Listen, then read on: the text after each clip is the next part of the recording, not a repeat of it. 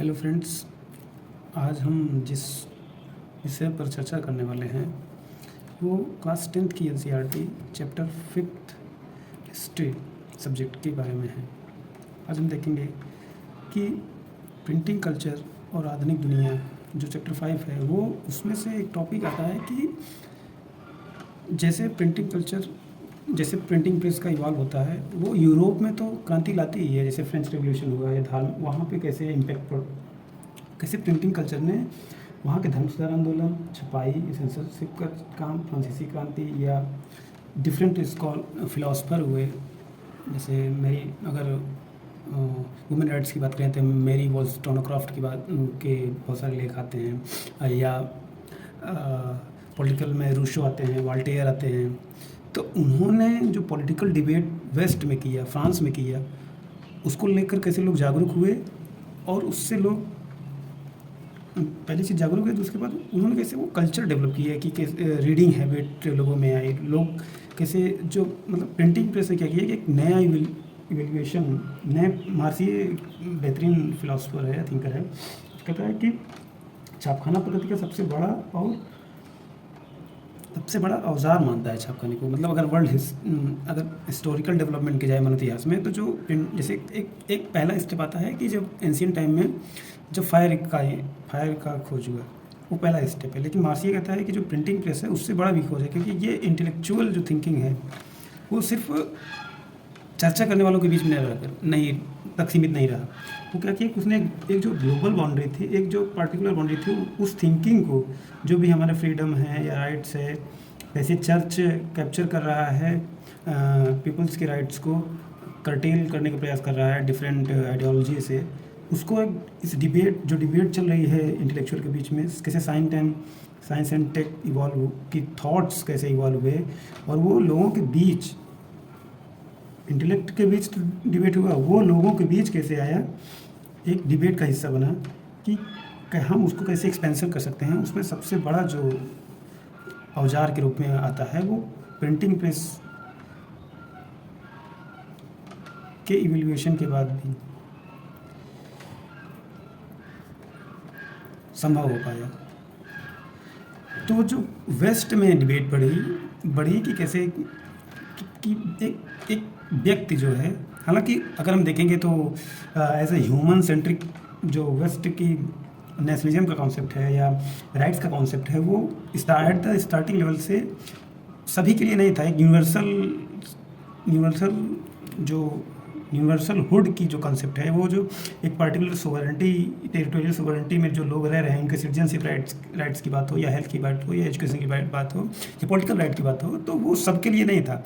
वो स्टार्टिंग में केवल कुछ जो अभिजात वर्ग, जो इलीट जिसको कहते हैं, एनसीईआरटी में दिया है कि कैसे क्लास 9 की एनसीईआरटी में हम पढ़े भी होंगे आप लोग, तो कैसे कुछ ही लोग को वोटिंग राइट था, या जो जमींदार थे, लैंड होल्डर थे, उन्हीं को केवल राइट्स मिले।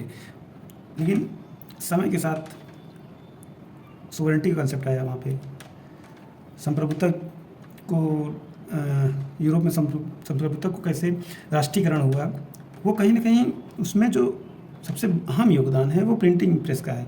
क्योंकि जो थिंकर थे, जो फिलोसफर थे, उनके थॉट को आम जनमानस तक पहुँचाना वो कोई कर पाया, तो सबसे बड़ा योगदान प्रिंटिंग प्रेस का था। तो यूरोप में ये चीज़ें हुई, लेकिन हमारा जो विषय है वो भारत की परिप्रेक्ष्य में है। भारत चूँकि भारत ब्रिटिश के अंतर्गत एक कॉलोनी, ब्रिटिश साम्राज्यवाद के अंतर्गत एक कॉलोनी मतलब ही है। एक कॉलोनी के रूप में हम औपनिवेशिक कॉलोनी के रूप में भारत 19वीं सेंचुरी 1700, अगर मेन देखा जाए तो 1707 के बाद ही स्टार्ट हो जाता है कि हम एक कॉलोनी के रूप में, ब्रिटिश कॉलोनी के रूप में धीरे धीरे उसको कब्जे में आ जाते हैं। पूरा संपूर्ण भारत, कैसे पहले बंगाल कब्जे में आता है, फिर कर्नाटक वॉर होता है, कर्नाटक कैसे कब्जे में आता है, फिर हैदराबाद, फिर महाराष्ट्र, फिर 1764 का युद्ध हो या 1760, ये जो ये युद्ध थे, उन्होंने डिसाइड किया कि भारत पर मतलब कि कौन शासन करेगा। ये जो डिसेसिव वार थे, इन्होंने डिक्लेयर कर दिया था। तो जब हम लोग गुलाम हुए, फिर उसके बाद 1857 क्रांति हुई, उसने कैसे राष्ट्रीय आंदोलन को आगे बढ़ाया, या राष्ट्रीय चेतना जो एक थॉट है, थॉट ऑफ बिलोंगिंगनेस है, वो कहीं न कहीं हम भारतीयों के अंदर नहीं थी। अगर कोई कहे कि हम तो हमेशा से भारतीय रहे हैं, तो वो भारतीयता जो 1857 क्रांति में भी जो भारतीय राजाओं को हारने का मुख्य कारण ये भी है कि 1857 क्रांति में भी हमने उस लेवल पर भारतीयता का सेंस ऑफ बिलोंगिंगनेस का प्रचार नहीं कर पाए। इसलिए सभी जैसे सिंधियाज़ हो गए, या राजस्थान के राजा हो गए, या जो बड़े लैंड होल्डर्स थे, वो साथ नहीं आए। तो उसमें कहीं न कहीं भारतीयता का जो कॉन्सेप्ट है वो कहीं छिछला सा नज़र आता है। तो 1857 की क्रांति की विफलता, फिर 1920 तक जो असहयोग आंदोलन होता है, तो यहाँ से लेकर यहाँ तक की जो दूरी है वो एकाएक नहीं बनी कि हम देखते हैं कि बहुत सारे लोग इसमें एक साथ आ जाते हैं, फिर वो रोडों पे आते हैं एक साथ असहयोग आंदोलन में पार्टिसिपेट करते हैं, महिलाएं भी आती हैं। तो वो जनमानस तक कैसे पहुँचा, वही उसमें प्रिंटिंग प्रेस का क्या योगदान है, वही हमको पढ़ना है। तो सबसे पहली बहस जो प्रिंटिंग प्रेस ने स्टार्ट की भारत में, वो थी 2-3 बिंदुएँ हैं जिन पे हम फोकस करेंगे। जो है वेस्टर्न एजुकेशन, पश्चिमी शिक्षा का योगदान है, और दूसरा क्या है कि धार्मिक सुधार आंदोलन, धार्मिक सुधार, पश्चिमी शिक्षा, और महिलाओं की क्या स्थिति रही, महिलाओं का योगदान क्या रहा। फिर ये राष्ट्रवाद का विकास, ये तीनों चीज़ें कैसे एक दूसरे से जुड़ी हैं। राष्ट्रवाद का विकास जब 1905 या बाल गंगाधर तिलक, ये सब कैसे उसको विभिन्न चरणों से होते हुए कैसे वो सिंक्रोनाइज होता है, वो राष्ट्रवाद कैसे इवॉल्व होता है। तो पश्चिमी शिक्षा ने क्या किया कि एक 2 डिबेट आते हैं जब हम एजुकेशन की बात करते हैं, तो एक ओरिएंटलिस्ट की बात आती है, और जो एक भारतीय शिक्षा के पाश्चात्य शिक्षा और भारतीय शिक्षा के पक्ष में 2 लोग डिबेट था, जो मैकॉले मिनट टेक कर 1835 में मैकॉले मिनट आता है, जो कहता है कि हम जो मतलब कि भारतीय जो भी ज्ञान परंपरा है वो महज एक सड़ी हुई लाइब्रेरी मानता है, कि मतलब कि वेस्ट की शिक्षा और भारत के संपूर्ण भारत के जो भी बुक्स हैं, किताब हैं, वो सब महज वेस्ट की एक लाइब्रेरी के समान, एक बुक के समान है बस। तो जो डिबेट हुई पाश्चात्य शिक्षा और भारत की शिक्षा या को लेकर के, तो उसमें भी मैकॉले मिनट के द्वारा हमें पश्चिमी शिक्षा प्रदान की गई, अंग्रेजी, जिसका माध्यम अंग्रेजी रखा गया। तो जो पश्चिमी शिक्षा है उससे ये फ़ायदा हुआ कि जो वहाँ के मूल्य थे, जैसे कि लिबर्टी, इक्वलिटी, फ्रेटर्निटी, तो ये कहीं ना कहीं जो इसमें कोई दो राय नहीं रही कि अभी हम धार्मिक सुधार में आगे जब पढ़ेंगे तो देखते हैं कि ये जो मूल्य हैं, लिबर्टी, इक्वलिटी, फ्रेटर्निटी, वो सभी को एक साथ देखने, एक साथ रहने, सह अस्तित्व की भावना को इवॉल्व किया, कि भेदभाव किसी भी प्रकार के ना हो। लेकिन हम ये पश्चिमी शिक्षा का योगदान मान सकते हैं, लेकिन हम ये नहीं कह सकते कि जो ब्रिटिशर्स थे वो हमको बहुत भले बनाने के लिए आए थे, या भारतीय के बारे में बहुत कल्याणकारी उनका वो दृष्टिकोण था, ऐसा कुछ नहीं था। उनका एक साम्राज्यवादी देश थे, वो हमारे रिसोर्स पे कब्जा करना चाहते थे, और इसके लिए उन्होंने विकास भी किया। जैसे बाद में चौथे चैप्टर में भी हम पढ़ेंगे कैसे इंडस्ट्रियलाइजेशन ने कैसे भारत को एक जो भारत का एक ट्रेड था वर्ल्ड लेवल पे 27 to 30%, वो कैसे 3% या 4% पे आ गया। वो ड्रेन ऑफ वेल्थ थ्योरी के द्वारा हम जो सर्वप्रथम दादाभाई नौरोजी के द्वारा दिया गया था, ड्रेन ऑफ थ्योरी में बताया गया कि कैसे वो हमारे रिसोर्सेज को कैप्चर करते हैं और उस पैसे को कहाँ पर ब्रिटेन में यूज़ करते हैं। तो वो है। लेकिन पश्चिमी शिक्षा ने हमको ये मूल्य दिया कि लिबर्टी, इक्वलिटी, फ्रेटर्निटी और फ्रीडम ऑफ वॉइस, अभिव्यक्ति की स्वतंत्रता, ये जो मूल्य हैं वो धीरे धीरे हमारे साथ इवॉल्व हुए और जो पश्चिमी शिक्षा से आई। उसी के आधार पे अगर हम धार्मिक सुधार में बात करते हैं तो सबसे पहले जो हमारे समाज में जो कुरीतियाँ थी, जैसे सती प्रथा, केशवरवाद, विधवा पुनर्विवाह, मूर्ति पूजा, इन मुद्दों पर डिफरेंट थिंकर हुए, जैसे राजा राम मोहन राय या देवेंद्रनाथ टैगोर 1839 में जो लैंड होल्डर समिति बनाते हैं। फिर ईश्वरचंद्र विद्याधर सागर 1855 में विधवा पुनर्विवाह के लिए एक्ट बनवाने का प्रयास करते हैं। या फिर आगे चल के हमको जो राजा राम मोहन राय के द्वारा जो राजा राम मोहन राय इनके द्वारा जो कार्य किए गए थे वो संवाद कौमुदी हो गया। जो प्रिंटिंग, मैं वो बता रहा हूँ, जो प्रिंटिंग प्रेस ने उन मूल्यों को कैसे आगे बढ़ाया, तो उसमें संवाद कौमुदी,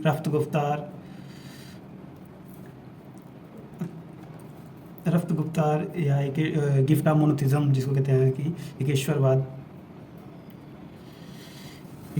इन पत्रिकाओं को, किताबों को लिखा, और इनके प्रिंटिंग होने के कारण या जो प्रिंटिंग प्रेस के माध्यम से ये आम जनमानस तक पहुंची, लोग इनको पढ़ने लगे और सवाल सत्ता से, समाज से करने लगे। धीरे धीरे ही सही, जो शुरुआत होती है ना कि कोई चिंगारी लगाने वाला हो, कोई दीप जलाने वाला हो, तो एक दिन में परिवर्तन नहीं आते हैं, वो स्लोली समाज में आते रहते हैं।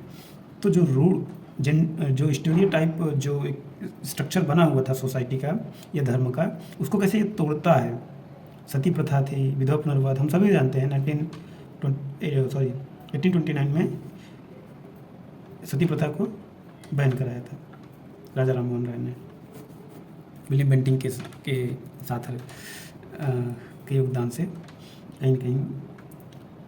फिर आगे चल के देखते हैं ज्योतिबा फूले, इसी कड़ी में आते हैं ज्योतिबा फूले, उनकी पत्नी सावित्रीबाई फूले। तो इन लोगों ने क्या किया कि इनका जो किताब इन्होंने लिखी थी वो गुलामी है।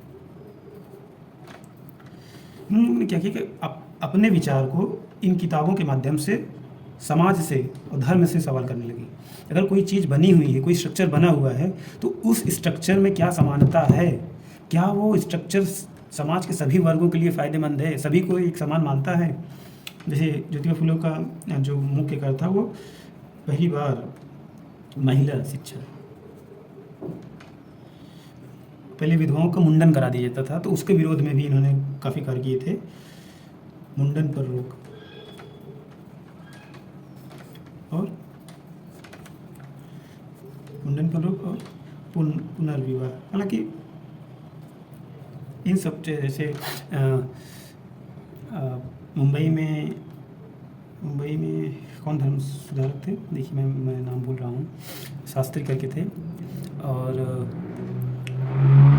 आनंद मोहन। तो कंटिन्यूअस अगर हम देखते हैं धार्मिक सुधारों पर 19th सेंचुरी के प्रारंभ से लेकर के 9th सेंचुरी की स्टार्टिंग से लेकर के कंटिन्यूअस इस पे सवाल उठाए गए, और धीरे धीरे वो विचार जब तक जनमानस नहीं एक्सेप्ट कर लिया, वही कंटिन्यूअस सुधार चलते रहे। धीरे धीरे लोग सवाल करने लगे। लोग फिर 1892 में इसी का परिणाम होता है कि 1982 में वो महिलाओं के शादियों की उम्र का फिक्स कर दिया जाता है। महिलाओं की शादी निश्चित कर दी जाती है 12 साल 14 साल, महिलाओं जैसे लड़कियों की 12 साल और मेल की 14 साल, जो कि आज के समय में देखा जाए तो वो भी, तो सोच लीजिए कि किस तरह से हमारा समाज रूढ़ियों में जकड़ा हुआ था कि 12 साल 1892 में जब रखा गया।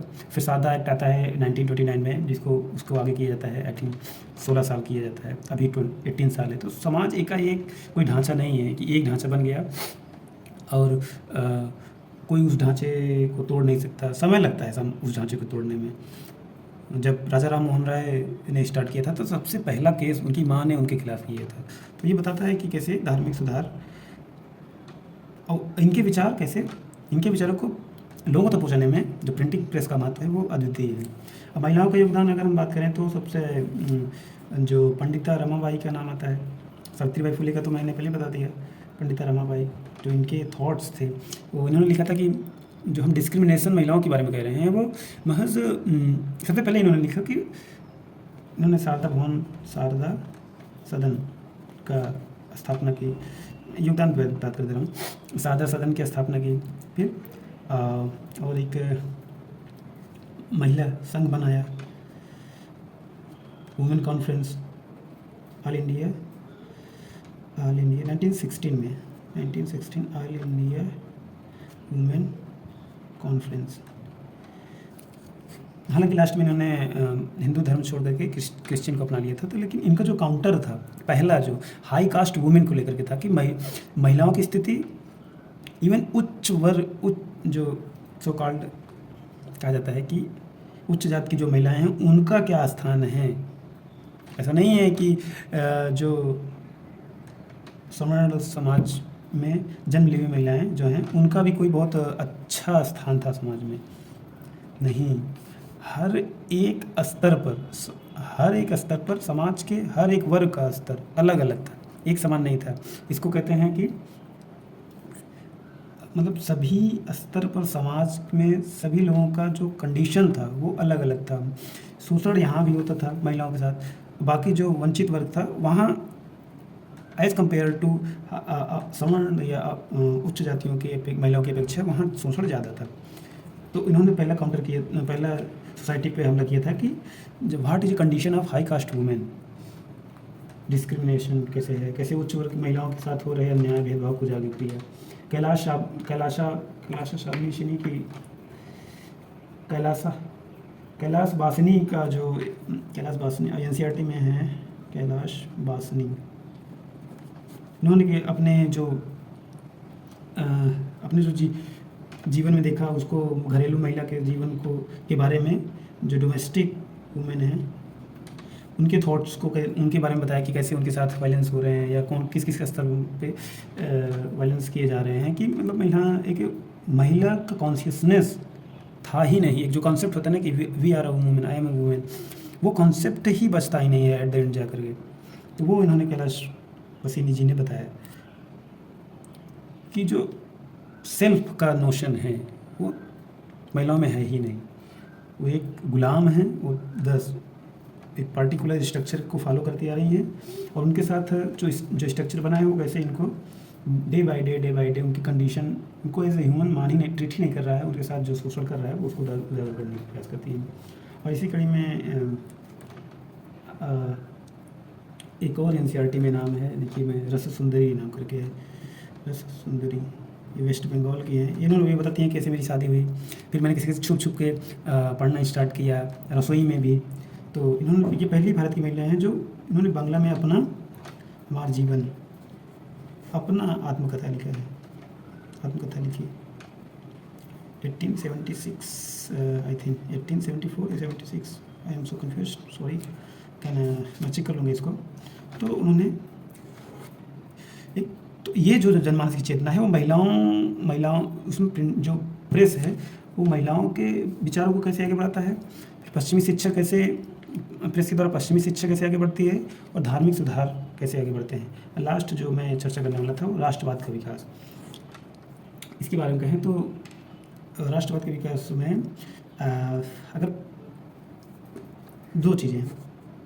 पहले कि जो मीडिया का काम है, जो समाचार पत्रों का काम है, वो कंटिन्यूस अपने विचारों को जनमानस तक पहुंचाने का प्रयास करता है, लेकिन उस पर कंटिन्यूस ब्रिटिश साम्राज्य के द्वारा या जो गवर्नर जनरल थे उन पर कंटिन्यूस रिपरकशन लगाए गए, उन पर एक्ट लगाए गए, जैसे कि रेगुलेटिंग एक्ट हो गया 1919 में। उससे पहले भी ऐसे औपनिवेशिक सेंसरशिप 1840 में और 1878 में, जो 1878 में वर्नाकुलर प्रेस एक्ट,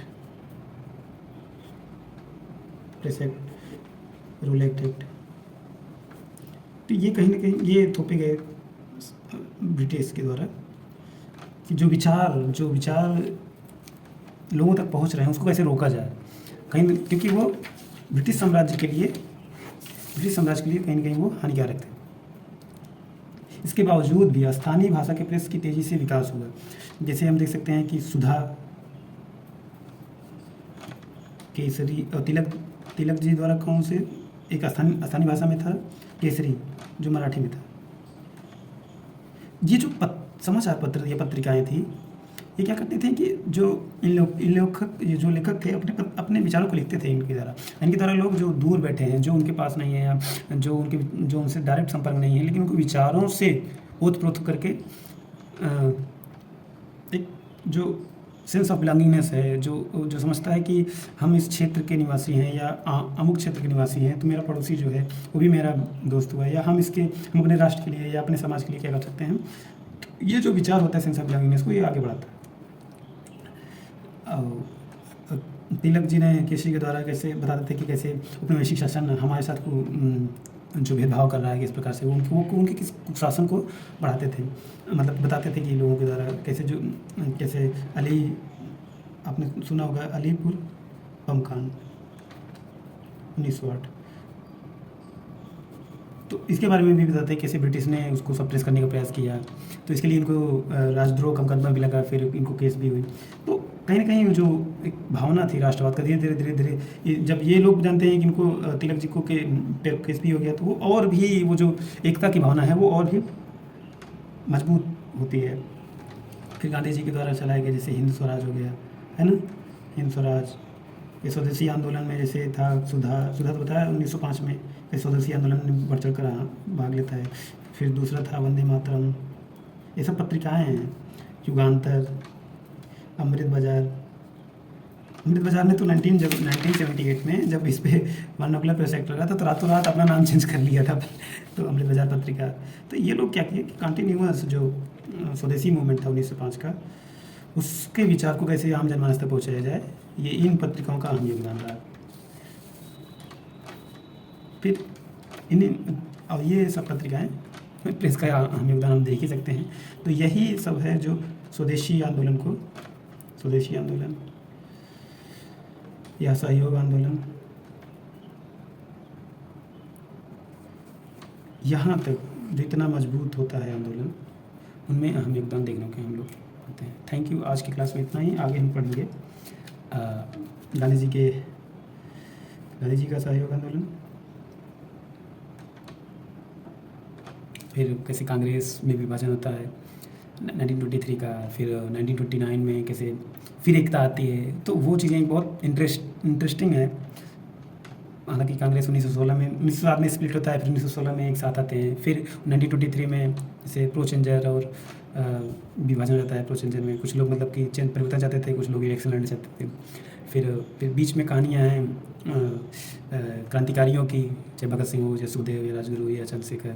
फिर 1929 फिर हम लाहौर अधिवेशन पढ़ेंगे 1931, फिर कराची अधिवेशन। तो थैंक यू। आज के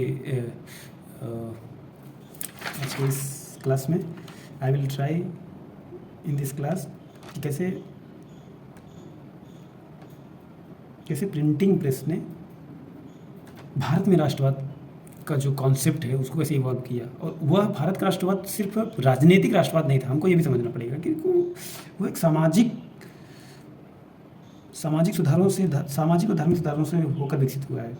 उसमें महिलाओं का योगदान हो या जो वंचित तबका है, हम आगे भी पढ़ेंगे कैसे वंचित तबके को आवाज़ को, चाहे गुलाम ज्योतिबा बाई फुले के द्वारा उठाया गया है या आगे बाबा साहब अम्बेडकर के द्वारा बार बार उठाया जाता है। तो वो जो भारत का एक आंदोलन है, राष्ट्रवाद का जो आंदोलन है, वो महज राजनीतिक ही नहीं अपितु सामाजिक और सांस्कृतिक भी होते हुए राजनीतिक और आर्थिक विकास को आगे बढ़ाता है।